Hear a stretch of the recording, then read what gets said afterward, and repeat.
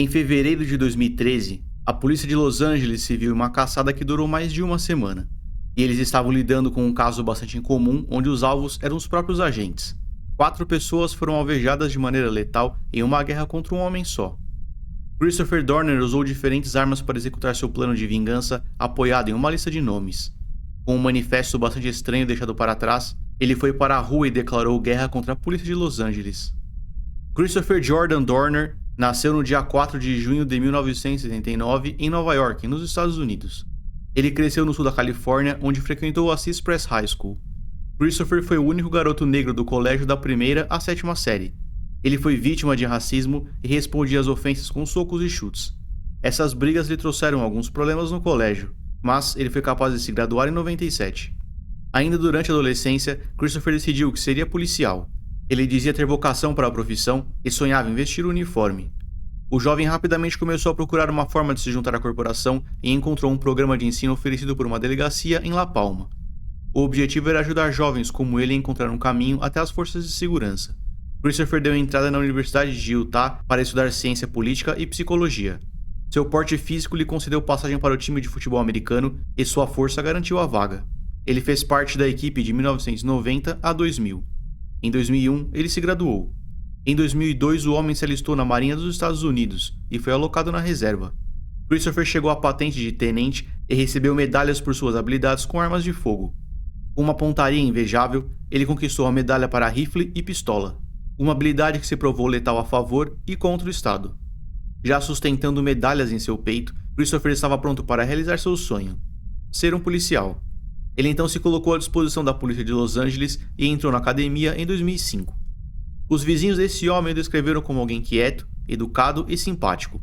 Ele raramente iniciava uma conversa, mas ficava feliz em interagir se fosse necessário.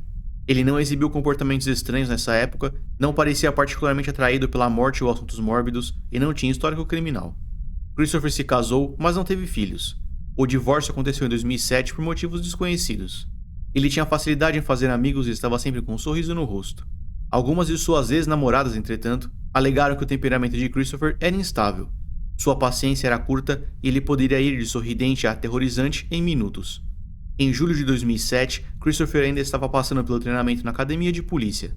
Ele já atendia a chamados caracterizado em viaturas, mas apenas com a supervisão de outro agente mais velho. Teresa Evans era a parceira de Christopher na época.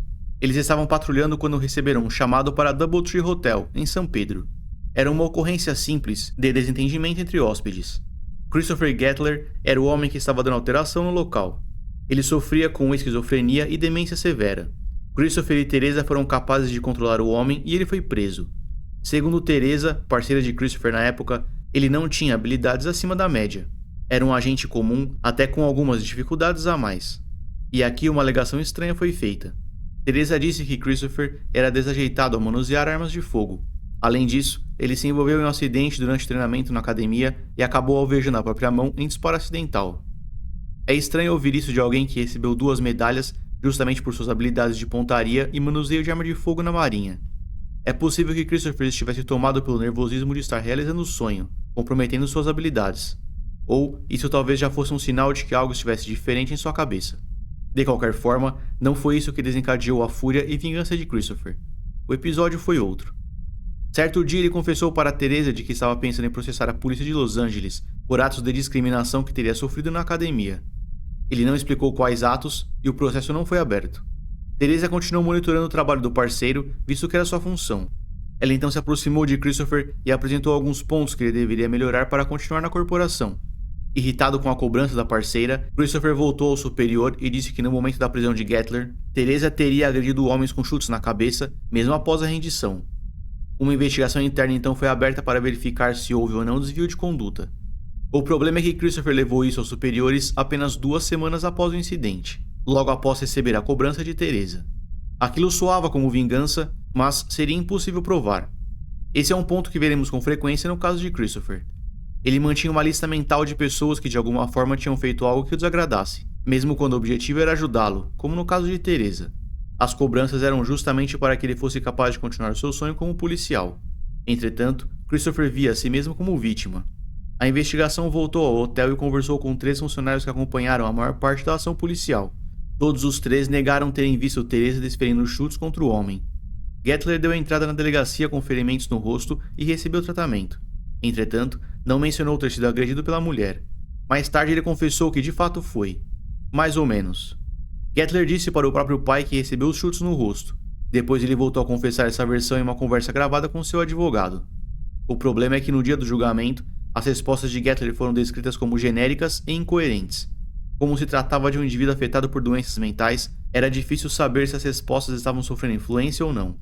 Diante das alegações dos funcionários que serviram de testemunha e da falha em mencionar as agressões quando chegou à delegacia, a investigação chegou à conclusão de que as agressões não aconteceram. Teresa Evans não sofreu punições e Christopher terminou como mentiroso. Seus superiores chegaram à conclusão de que ele acusou a parceira como vingança pela cobrança na melhora do desempenho. Em 2008, Christopher foi expulso da polícia por falsa acusação. E esse foi o evento que realmente transformou o homem. Ele assistiu seu sonho ser estraçalhado enquanto se afogava em injustiça. Se a sua acusação foi realmente falsa ou não, nós provavelmente nunca saberemos. De qualquer forma, ele entrou com uma apelação para conseguir sua vaga de volta na polícia, mas não teve sucesso. Era a palavra de um contra o outro, e a polícia escolheu ficar ao lado do agente mais velho. Derrotado, Christopher ficou isolado em sua casa em Las Vegas. Ele foi abraçado pela depressão e raramente se comunicava com familiares e amigos. O homem não tinha mais perspectiva de melhora. Ele não conseguia imaginar uma vida fora da polícia e, portanto, não enxergava mais sentido no mundo. E ficaria pior. Em julho de 2005, um novo site foi publicado. Em tradução livre, seria algo como Garota, não saia com ele. O objetivo inicial do site era expor homens infiéis. Fotos de homens comprometidos saindo com outras garotas eram publicadas para criar um alerta contra um certo indivíduo. A publicação era feita de forma anônima, expondo apenas o homem. Começou com casos de infidelidade e terminou com todo tipo de alegação possível. O problema era que não existia qualquer tipo de verificação para as informações publicadas no site. Poderia ser verdade ou não. Após muita controvérsia e acusações sobre manipulação de reputação, o site foi retirado do ar. Antes disso, entretanto, Christopher esteve nele. Uma de suas ex-namoradas criou uma publicação com sua foto onde descreveu o homem como paranoico. Segundo essa mulher, ele estava sempre preocupado se estava sendo vigiado ou não. Ele se comportava como se alguém o estivesse perseguindo, o que gerava alguns comportamentos estranhos. Essas alegações são compatíveis com outros pontos que veremos mais à frente, o que sugere que sejam ao menos parcialmente verdadeiras. Esse foi o indivíduo que foi expulso da polícia acusado por ser mentiroso. Alguém aparentemente paranoico. Christopher estava depressivo e isolado de todos enquanto olhava para o sonho despedaçado. E agora, seu rosto estava exposto em um site alertando para que garotas não saíssem com ele.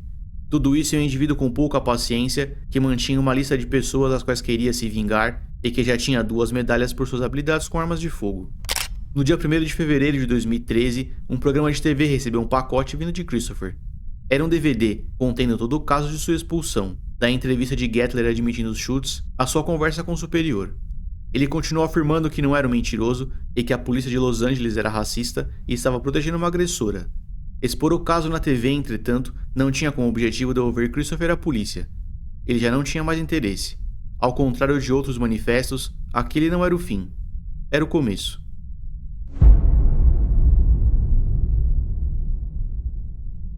Dois dias depois, Monica Kwan e seu noivo Keith Lawrence estavam deixando uma residência em Irvine quando foram surpreendidos por uma chuva de projéteis. Ambos foram alvejados múltiplas vezes dentro do carro e faleceram no local. Cada um deles recebeu um último disparo na parte de trás da cabeça, apontando para a execução. O anel de diamantes de Monica ainda estava em seu dedo, descartando o latrocínio. Monica era treinadora de um time de basquete feminino. Keith era policial. Ele pediu Monica em noivado 2 dias antes do ataque. A investigação começou conversando com o pai da moça. Esse homem era Randall Kwan, e existem 2 informações importantes sobre ele. A primeira era de que ele era um ex-capitão da polícia de Los Angeles. A outra é de que atualmente ele trabalha como advogado. Ele defende agentes expulsos da corporação. E sim, ele foi o advogado de Christopher. Na ocasião, ele não soube citar ninguém que quisesse ferir a filha ou atingi-lo. O ataque aconteceu na saída de um prédio e a polícia tinha esperança de que alguém tivesse visto o agressor, mas isso não aconteceu. E pela quantidade de disparos, parecia estranho que ninguém tivesse olhado pela janela. Os detetives, então, começaram a trabalhar com a hipótese de o criminoso ter feito uso de supressor de ruído, comumente conhecido como silenciador. No dia seguinte, Christopher fez essa publicação em suas redes sociais. Era o seu manifesto, um documento com 11.000 palavras dedicado a toda a América. A publicação foi feita de dentro do hotel Inn and Suites, em Manhattan Beach. Ele começa dizendo que entende que será um choque para todos que o conhecem saber quem foi o responsável pela tragédia. Christopher disse que será difamado pela polícia e pela mídia, mas alega que será um mal necessário. Ele confessa ter assassinado Monique e Keith e diz que terá de matar muitas outras pessoas para limpar o próprio nome. Ele explica o caso e diz que irá caçar as pessoas responsáveis ou relacionadas à sua expulsão da polícia. Não apenas elas, mas também seus familiares. Ele começou pelo advogado, ao qual acusou de ficar ao lado da polícia, como se ele tivesse perdido o processo de propósito. Christopher parece de fato exibir traços de paranoia, como se todo mundo tivesse uma conspiração contra ele. Ele vê inimigos que não existem e culpa o sistema por suas desgraças. O criminoso fala um pouco de sua vida, lista os locais onde já morou e se apoia no caso de Gettler para sustentar a motivação. Christopher deixou uma lista de pessoas que iria caçar e também uma lista das pessoas das quais sentiria falta. Ele se despediu de cada uma delas nominalmente. Isso sugere que Christopher não tinha intenções de se entregar. A prisão não era uma opção. Ele estava em uma missão de vingança da qual não teria retorno. Christopher menciona alguns filmes que sente não estar mais por aqui para ver e cita algumas autoridades e celebridades durante o texto de forma positiva. Entre elas, ele tece apoios a Joe Biden, Hillary Clinton, Chris Christie, George Bush, General Petraeus, Tim Tebow, Bill Cosby, Anthony Bourdain e Charlie Sheen, entre outros. Durante o manifesto, ele cita uma longa lista de policiais e declara que são seus inimigos. Nesse dia, ele declarou guerra contra a polícia de Los Angeles, e o primeiro ataque já tinha sido executado. Christopher tinha 1,80 m, pesava 120 kg e dirigia uma picape Nissan Titan cinza 2005. Após a conexão feita entre o DVD enviado à emissora e o manifesto publicado em sua rede social, ele passou automaticamente para o status de procurado. Seu rosto foi divulgado a nível nacional e a polícia saiu à caça. No dia 5 de fevereiro, Christopher deu entrada na base naval de San Diego. No dia 6, ele foi declarado como suspeito pelo ataque ao casal e deixou a base no mesmo dia. Na verdade, ele fugiu da base. Não há registros de sua saída, apenas entrada. Já com seu rosto nos jornais, Christopher tentou roubar um barco em San Diego. Caprio Blill, de 81 anos, era o proprietário. O criminoso rendeu o senhor sob a mira de uma pistola e ordenou que o levasse até o México. Porém, ao soltar o barco, ele lançou a corda na água ao invés de jogá-la no pier. Sua falta de conhecimento fez com que a corda se prendesse à hélice e o barco não se moveu. Com sua tentativa frustrada, ele amarrou o dono do barco, roubou seu celular e desapareceu. No dia 7 de fevereiro, um dos alvos da lista de Christopher estava se movendo pela cidade a aproximadamente 1h da manhã. Por conta do plano já exposto, todas as pessoas da lista divulgadas por Christopher estavam sob monitoramento e proteção da polícia 24 horas por dia, até que o criminoso fosse capturado. 2 agentes estavam fazendo a escolta desse alvo quando foram abordados por um homem de nome Lee McDaniel. Esse homem alegou ter visto alguém muito parecido com Christopher em um posto de gasolina ali perto. Esses 2 policiais deixaram a escolta e seguiram até o local. Eles localizaram uma picape cinza do mesmo modelo utilizado pelo criminoso. Eles começaram a seguir o veículo até que ele parou. Quem deixou o banco do motorista foi Christopher. Ele tinha um rifle nas mãos, já apontando para a direção da viatura.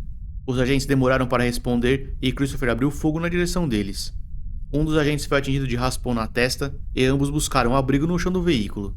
Após um grande número de disparos, Christopher entrou de volta no carro e acelerou. Os 2 policiais sobreviveram e passaram comunicado pelo rádio. A patrulha naquela região ficou mais intensa e um grande número de viaturas se espalhou pelas ruas. Uma delas estava parada em um farol quando percebeu a aproximação de um homem grande e armado. Agora equipado com munição capaz de perfurar blindagem, ele abriu fogo contra a viatura, disparando 13 projéteis na direção dos policiais. 2 agentes estavam no carro. Michael Crane era um deles. Ele foi atingido por mais de um disparo e faleceu no local. O segundo policial também foi baleado, porém foi socorrido e sobreviveu após passar por cirurgia. O criminoso fugiu. É muito raro casos onde o perpetrador tem como alvo agentes de segurança, justamente porque essas pessoas costumam apresentar enfrentamento e uso de força letal. Porém, é importante destacar que Christopher não se encaixa no perfil de atirador em massa, apesar de pontos parecidos como manifesto e ataques em locais públicos. Seu objetivo não era causar o maior dano possível contra pessoas indefesas. Esse foi um ato de vingança com vítimas selecionadas. Ele queria ferir a instituição e todos aqueles que em sua cabeça lhe fizeram mal. Ele estava disposto a atingir mesmo familiares dos alvos que sequer o conheciam, apenas para conseguir limpar o próprio nome como se referia. Christopher não percebeu que matar aquelas pessoas apenas o sujaria ainda mais. De mentiroso a assassino, ele não poderia estar mais distante da lei. Para fins práticos, A polícia não estava lidando com um criminoso convencional. Estava lidando com um sujeito que teve treinamento na marinha e na polícia. Alguém que recebeu medalhas por suas habilidades com armas de fogo e que aparentemente estava muito bem equipado. Como você já pode imaginar, a cidade de Los Angeles se tornou um verdadeiro caos. A pressão das autoridades que tinham seus familiares na mira afrouxou as rédeas do estado e os policiais transformaram a cidade em palco de guerra. O cenário era tão caótico e desesperador que em 2 ocasiões diferentes, a polícia metralhou veículos acreditando que o condutor era Christopher. Em uma delas, o veículo era azul, não cinza. Um jovem que entregava jornais estava passando ali perto e foi alvejado na mão como efeito colateral. Outro que o acompanhava quase foi atingido. Após descobrirem que estavam atirando contra inocentes, os policiais socorreram as vítimas e nenhum deles foi a óbito. No segundo incidente, ninguém ficou ferido. Esse era o nível de desespero para capturar o criminoso. Enfrentar todo o contingente policial era utópico. Eventualmente, Christopher seria pego, e ele sempre soube disso. Fica muito claro em seu manifesto. Aproximadamente às 8 horas e 30 minutos da manhã do dia 7 de fevereiro, o veículo de Christopher foi encontrado incinerado a cerca de 130 km de Los Angeles, em Big Bear Lake. Dentro do carro queimado, os agentes encontraram 2 peças de rifle estilo R-15, 2 peças compatíveis com pistola Glock, uma faca e restos de um acampamento, como uma tenda e uma panela. Ao redor do veículo, a polícia encontrou centenas de munições que explodiram por conta do fogo, entretanto, sem sinais de Christopher. A perícia concluiu que após atear fogo no carro, ele teria fugido a pé para as montanhas. A polícia veio à TV oferecendo $1 milhão por qualquer informação que levasse a Christopher. Estava em período de neve naquela área, e o ambiente de montanha pode ser bastante desafiador nessas condições. O clima dificulta a presença de veículos, e as equipes policiais fizeram buscas a pé. Enfrentar o clima e a natureza adicionou outra camada de dificuldade para a operação. Durante a fuga, o criminoso foi capturado por algumas câmeras de segurança 2 semanas antes de chegar à montanha. 5 dias após o veículo de Christopher ser encontrado, ele foi visto por Karen e Jim Reynolds.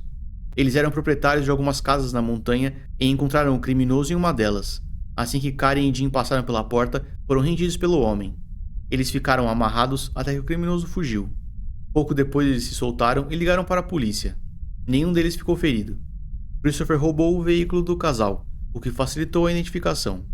A polícia passou comunicado pelo rádio sobre o veículo roubado às 12 horas e 20 minutos e deu início às buscas e contou com o apoio de helicóptero. Durante a fuga, entretanto, Christopher perdeu o controle e colidiu com uma árvore. O criminoso deixou o carro e apontou seu rifle na direção de outro veículo, que vinha em sua direção. O motorista desceu com as mãos para cima e pediu para tirar seu cachorro do carro.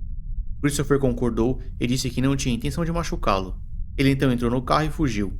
Isso fez com que o criminoso estivesse em outro veículo diferente enquanto a polícia procurava pelo carro roubado do casal. A busca chegou ao homem andando com seu cão que contou sobre o roubo. Eventualmente a polícia localizou o criminoso, que descartou o carro e fugiu para dentro de um chalé. No processo, ele respondeu aos gritos dos agentes com mais disparos. Christopher acertou 2 policiais que foram ao chão. O detetive Jeremiah McKay foi baleado de maneira letal e faleceu instantaneamente. O outro foi socorrido em estado grave e conseguiu sobreviver. O chalé foi cercado por um grande número de policiais enquanto mais equipes aceleravam em direção ao local. Avançar na direção de um sujeito fortemente armado e principalmente treinado é uma tarefa difícil. Os 2 agentes que sangravam na neve eram prova disso. Aquela imagem inspirou medo e o criminoso ganhou alguns minutos. Ele entrou no chalé, barricou as portas e começou a efetuar disparos para todos os lados. Alguns policiais responderam com mais disparos, enquanto outros permaneceram abrigados.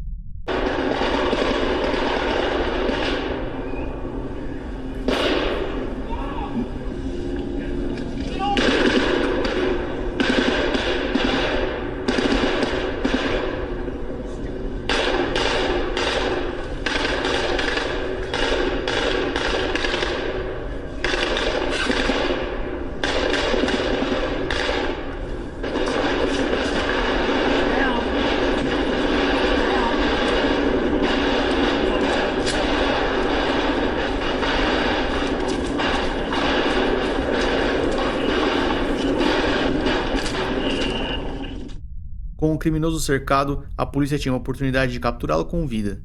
Sua munição não era infinita, e ele não tinha recursos para permanecer ali por muito tempo. Uma das equipes começou a se preparar com bombas de gás e máscara, enquanto o outro ordenava a rendição via megafone. Quando Christopher não respondeu, a polícia utilizou um veículo de demolição para derrubar parte das paredes do chalé. Outra equipe respondeu rapidamente lançando granadas de gás para dentro da casa. Esse movimento provocou um incêndio no interior do chalé. Segundos depois, o som de um único e último disparo ecoou para fora. Diferente dos outros, esse projétil não foi na direção dos policiais. O fogo consumiu a estrutura pelo resto da noite. Os bombeiros foram acionados e chegaram ao local silencioso e iluminado pelo fogo, algo muito diferente de minutos atrás. No dia seguinte, a perícia encontrou os restos mortais de Christopher Dorner. Rifles, pistolas e outras armas semiautomáticas foram retiradas dos escombros, entre elas uma Sniper Bolt Action 308.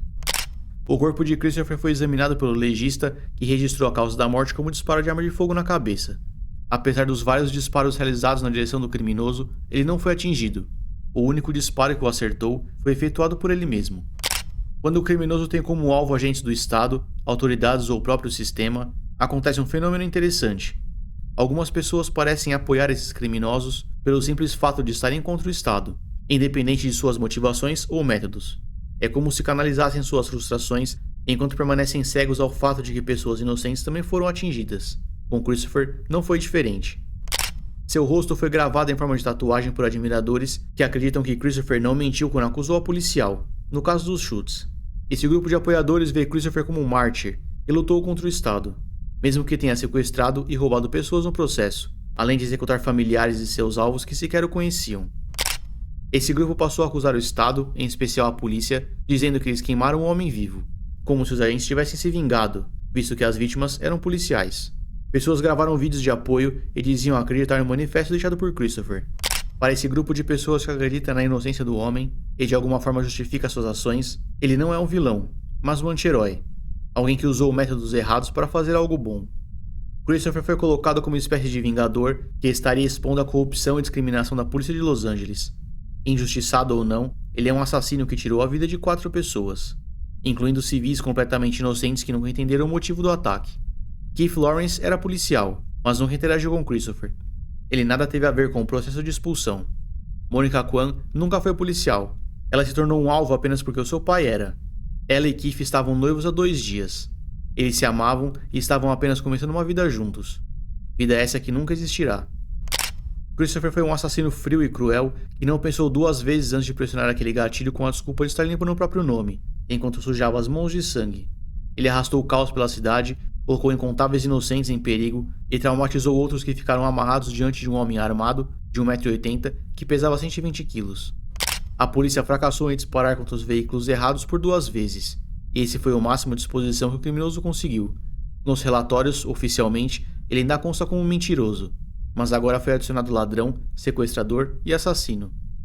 Aos 34 anos de idade, Christopher Jordan Dorner tirou a própria vida via disparo de arma de fogo na cabeça no dia 12 de fevereiro de 2013.